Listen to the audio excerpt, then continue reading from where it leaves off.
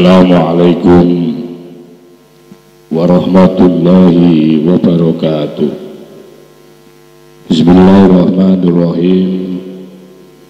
Alhamdulillahil qail nun wal qalami wa ma yasturun ma anta bi ni'mati rabbika bimajnun. Qala al-muallif rahimahullah ta'ala wa nafa'ana bihi wa bi ulumihi wa bi anwarihi wa bi asrarihi wa bi barakatihi fid dharaini amin. Alhamdulillah, mari kita lanjutkan kajian kitab Iqadul Imam, di mana saat ini kita sampai pada kata mutiara yang ke 128. Untuk itu mohon disimak, dikaji, ditelaah dari kitab yang Anda miliki. Bismillahirrahmanirrahim. Wa ma'damul musafati, dan adapun hikmah atau buah dari orang yang mendirikan sholat pada poin keempat itu adalah wa ma'danul musafati, menjadi ma'dan, menjadi tempat untuk saling membersihkan, atau musafat antara hamba dengan Rabb. Waya adapun ma'danul musafat atau musafat itu an-natijatul rabi'atu, merupakan hasil atau buah keempat dari buah orang yang mendirikan sholat. Kultu, saya katakan, al-ma'danu, adapun lafadz ma'dan, wa adapun lafadz ma'dan itu mahallul zahabi, sebagai tempat, ya, wadah atau tempatnya emas, wal fiddati, dan perak. Usturaira, yang dipinjamkan, yaitu lafadz ma'dan guna di sini disifail qulubi, untuk membersihkan dari hatinya orang yang mendirikan sholat, wal arwahi, dan ruh-ruhnya, litasfiyatiha, agar supaya bersih, ya, litasfiyatiha, agar supaya bersih, yaitu hati, min lausi solsolil ashbahi, dari lumuran atau kotornya tanah liat, al ashbahi, yang wadat atau yang tampak atau yang bersifat raga. Artinya bahwa yang namanya ma'danul musafat, yang namanya ma'dan itu adalah kata atau lafaz yang dipinjamkan, ya. Semestinya ma'dan ini sebuah kata yang disandingkan dengan kata-kata zahab wal fiddah, karena artinya bahwa ma'dan ini adalah tempat memang secara khusus yang diperuntukkan untuk emas dan perak. Tapi kemudian ma'dan ini disandingkan atau diidhofakan atau digabungkan dengan lafadz musafat. Di sini, ya, digunakan sebagai isti'arah namanya. Dalam al-balagha itu dikatakan sebagai isti'arah. Jadi dipinjamkan lafadz ma'dan ini karena apa? Diperuntukkan atau digunakan untuk membersihkan hati daripada hati seorang hamba dan ruhnya hamba. Dengan bersihnya hati, ya, karena tujuannya adalah membersihkan hati, membersihkan roh. Dari apa itu? Yaitu dari kotoran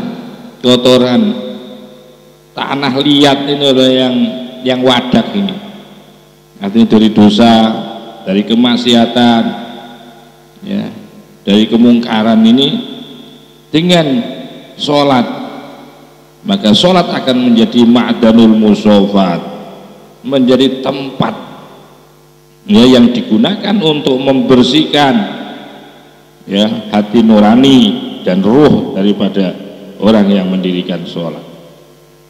Sementara fal musofatu, maka adapun lafadz musofat itu khulusul munajati,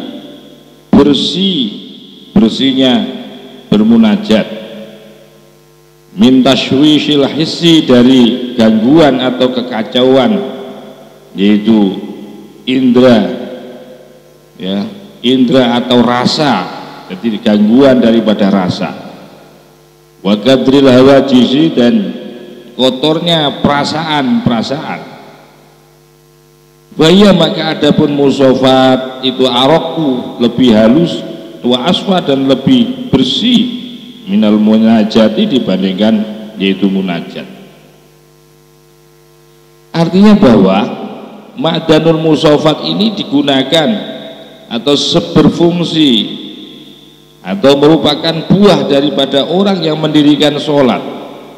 Dengan mendirikan sholat, maka sholat akan menjadi sebuah sarana yang mampu untuk membersihkan, ya, saling musofat, sebagai tempat yang saling musofat, yang saling membersihkan, ya, di antara Rob, antara hamba dengan Rob. Dan musofat sendiri itu artinya apa? Adalah bersihnya, ya, bersihnya bermunajat dari hal-hal yang mengganggu secara indrawi, secara rasa, serta membersihkan perasaan-perasaan kotornya rasa-rasa ini. Dan musofat itu lebih, tingkatannya lebih halus, lebih bersih dibandingkan bermunajat. Kama qala, sebagaimana dawuh Syekh Ibnul Farid radhiyallahu an dalam sebuah syair, walaqad khalautu ma'al habibi wa bainana sirrun araku minan nasimi idza saro. Walaqad khalautu, dan sungguh aku telah lepas, ma'al habibi, ya, aku telah kholautu itu berkholwat, atau aku telah menyendirilah hanya ma'al habibi, bersama sang kekasih, wa bainana, dan di antara kami itu artinya antara hamba dengan Rob. Sirun, adapun ada rahasia arokku yang jauh lebih halus, minan nasimi, dibandingkan angin semilir, idza saro, ketika atau apabila berjalan nasib. Ini yang disebut dengan tadi al-musofat. Wahadihi, dan adapun ini bentuk syair tadi itu musofatul abdi, merupakan musofat, merupakan saling membersihkannya seorang hamba li Rabbi, kepada Tuhannya hamba. Sementara wa musofatu Rabbi, sementaranya musofatnya sang Tuhan, saling membersihkan yang dilakukan oleh Tuhan li abdi, kepada hambanya, bil iqbali, dengan cara memperhatikan, alaihi, kepada hamba, hatta layadahu, sehingga tidak meninggalkan ya Rob hu, kepada hamba, dighairihi, kepada selain Rob. Jadi antara musofatnya hamba dengan musofatnya Rob itu beda, ya. Musofatnya hamba itu adalah bagaimana dia bisa membersihkan dirinya dengan melalui tobat, dengan melalui komunikasi yang jauh lebih halus lagi, ya, melakukan komunikasi, dialog pada saat melaksanakan sholat dengan cara yang lebih halus, ya, ibaratnya seperti angin semilir ketika berjalan. Dari halusnya hubungan itu yang dilakukan oleh seorang hamba dengan Robnya, kesadaran diri, kesadaran hati yang tinggi, kesadaran spiritual yang baik.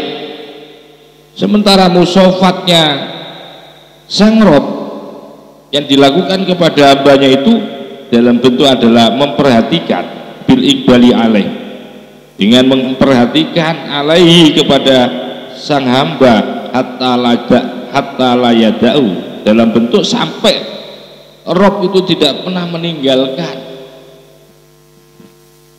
sampai Rob itu tidak meninggalkan hu kepada hamba, liwairi kepada selainnya Rob. Artinya dibuat hamba itu untuk selalu bisa musofat,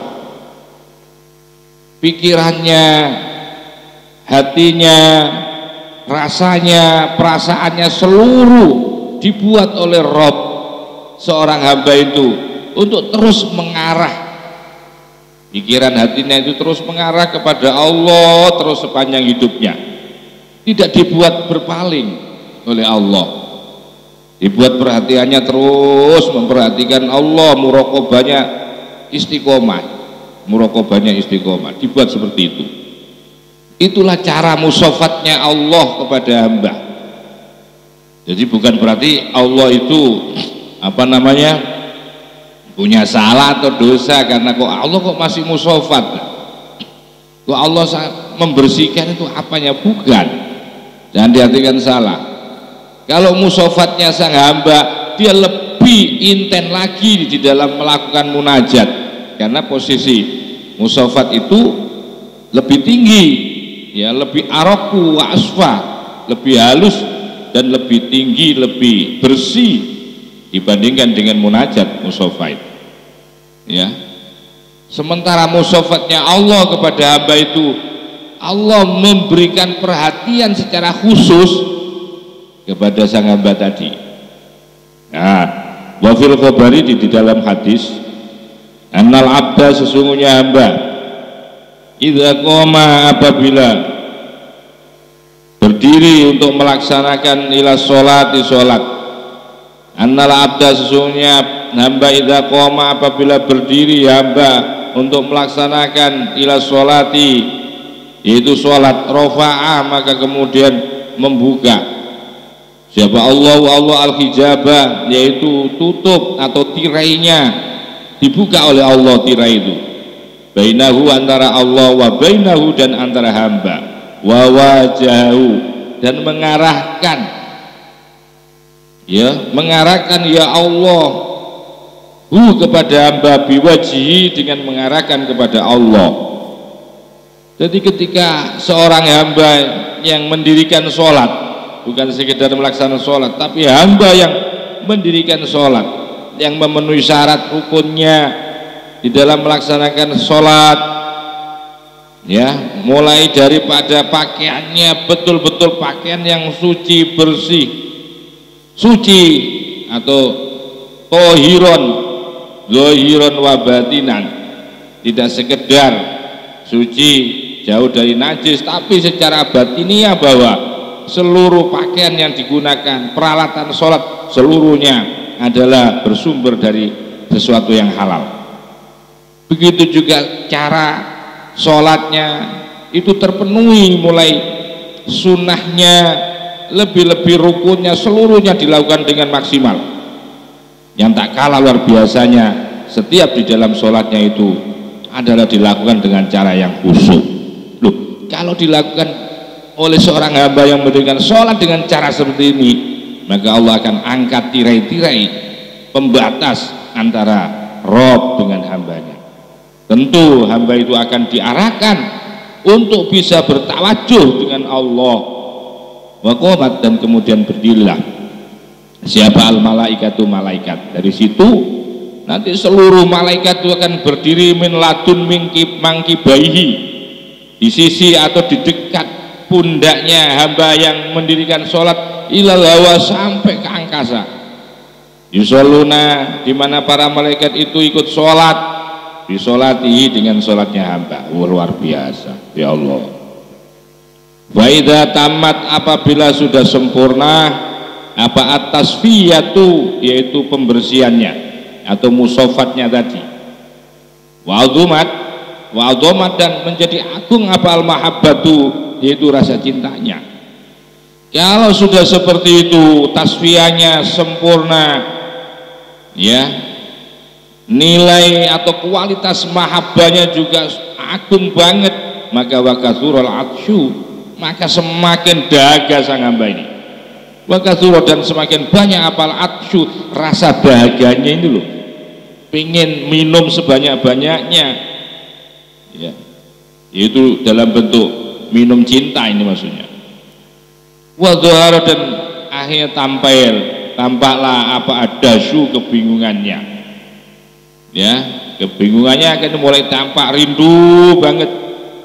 Kalau sudah seperti istahakot, maka berhak apa ruh itu rof al hijabi, membuka tirai batas penutup antara Rob dengan sang hamba.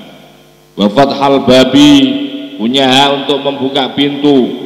Dari situ kemudian fatatkhulu, maka akan masuk apa ruh, karena sudah apa musofat, karena sudah mahabbah, karena begitu dahsyatnya rindunya kepada Allah, bingung kalau nggak ketemu, maka disingkaplah batas-batas yang membatasi antara Rob dengan hamba itu, maka kemudian masuklah ruh ila hadratil ahbabi, menuju kemaharibaan daripada ahbab, para kekasih-kekasihnya. Wa yartafi'a, dan kemudian hilang, ya, bainaha, ya, antaranya ruh, wa minhum, ya, dan antara ahbab apa al hijabu, yaitu hijab. Jadi ketika sudah seperti itu, bahwa hilanglah kemudian yang namanya apa, hilang itu dalam bentuk naik ruh itu, dan diantara mereka siapa, Allah wa yartafi'a, dan hilanglah bainaha, antara ruh, wa bainahum, dan antara mereka al-ahbab apa al-hijabu, hijabnya.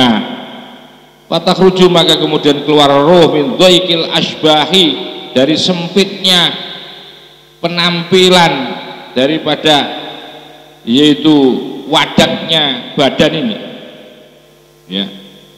Fatakhruju, maka keluarlah ruh min dhaikil asbahi, dari sempitnya raga ini, keluarlah ruh ila fadha'i alamil arwahi, menuju kepada luasnya halamannya alam ruh-ruh.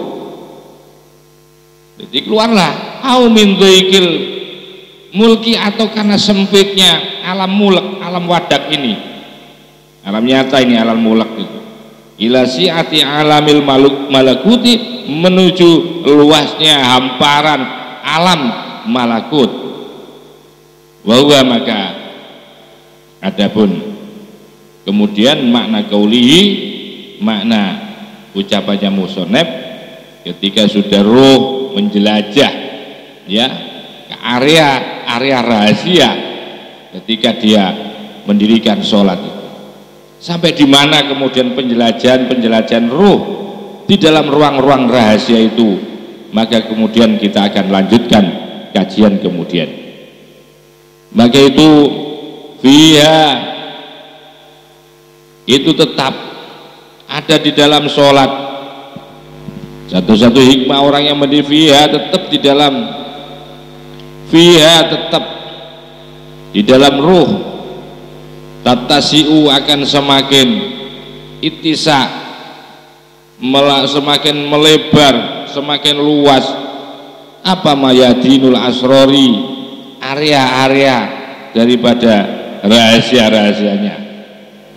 Wa ya adapun ya mayadinul asror, di mana roh itu bisa menjelajah kepada area-area rahasia ketika atau pada saat mendirikan sholat, maka itu merupakan an-natijatul khomisah, menjadi sumber menjadi hasil atau buah yang kelima daripada orang yang mendirikan sholat.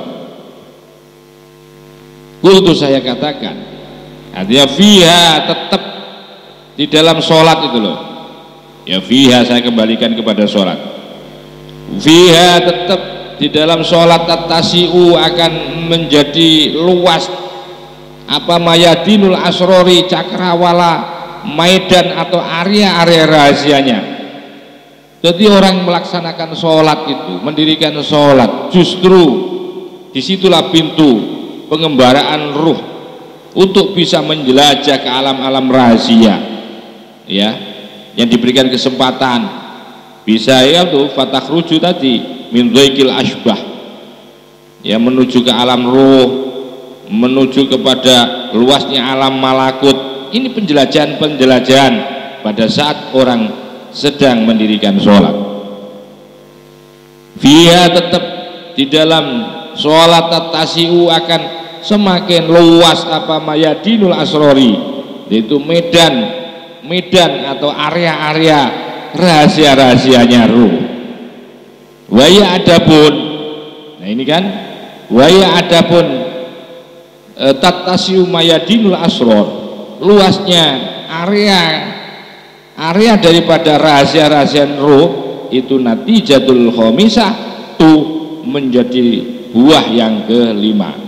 Kultu, saya katakan, al mayadinu, adapun lafadz mayadin itu jamtu maidan, yaitu jamak daripada maidan. Maidan itu tempat. Wa adapun maidan itu majalul khaili, yaitu jelajahnya khayalan ya, majalul khaili, penjelajahannya apa nah, penjelajahannya daripada khoyal ini, khayalan ini, itu makna maidan ya. Begitu bicara masalah mayadin, yang dimaksudkan adalah di mana akan menjelajah ya, khoyalan itu, penjelajahan itu dalam ilmu atau dalam lafadznya disebut maidan. Ustuiro, yang dipinjemkan apa lafadz mayadin ini. Huna, di sini li fadhai alamil malakuti, ya ini karena begitu luasnya hamparan alam malakut, maka itu digunakan lafadz mayadin ini karena akan digunakan ini sebagai lafadz isti'aroh, ini dipinjemkan ini. Jadi biasanya ini di lafadz mayadin ini biasanya disandingkan untuk penjelajahan daripada khoyal ini ya, khoyaliyahnya ya. Khayalan itu mampu menjelajah. Coba sampean berkhayal di tahun berapa, 1920 bisa Anda berkhayal, jelajahkan, menjelajah ke tahun sebelum kita alami juga bisa. Nah, oleh sebab itu lafadz mayadin ini kemudian disandarkan dengan asror, dengan rahasia-rahasia yang belum terungkap ini. Karena apa? Karena memang lafadz ini adalah merupakan lafadz yang awal yang digunakan sebagai majalul khail, jelajahnya daripada khayalan. Karena apa? Luasnya li fadhai alamil malakuti, karena luasnya ya daripada alam malakut. Wa idza tanazzat, apabila sudah bertamasyah lah ya, kalau bahasa Jawanya itu pelesiran. Kalau sudah berpelesiran, melancong, apa ruhu fi alamil malakuti, di alam malakut. Apabila roh itu sudah melancong, melesir, ya, berlabuh di alam malakut, wajalah dan akan berputar, ya, apa roh bifikrotiha dengan fikronya roh, visiati anwaria di dalam luasnya hamparan daripada cahaya-cahaya malakut. Asrokot, kemudian muncullah, ya, alaiya atas ruh apa anwaru sinal jabaruti, yaitu cahaya-cahaya luhur atau cahaya-cahaya tingginya kekuasaan sifat jabarutnya Allah. Dan nanti kemudian wawa, dan maksudnya adalah sinal jabarut itu makna kaulihi, ada yaitu arti pemahaman daripada ungkapan daripada musannif. Wa tashruku biha syawarikul anwari, wa tashruku, dan akan muncul bercemelorot via di dalam sholat apa syawarikul anwari, muncul daripada cahaya-cahaya. Jadi pada poin yang terakhir yang ke-6, sholat itu mampu apa mengeluarkan atau memunculkan cahaya-cahaya semakin kuat dan semakin dahsyat yang ada di dalam hati. Ya, ini termasuk hikmah yang ke-6. Tapi kemudian kita akan lanjutkan hikmah yang ke-6 ini menjadi seri yang ke-120, yaitu 9. Itu terima kasih dan sampai di sini, mudah-mudahan menjadi kajian ilmu yang bermanfaat. Wa akhiran wallahul muwaffiq ila aqwamit thoriq wal afu minkum. Wassalamualaikum warahmatullahi wabarakatuh.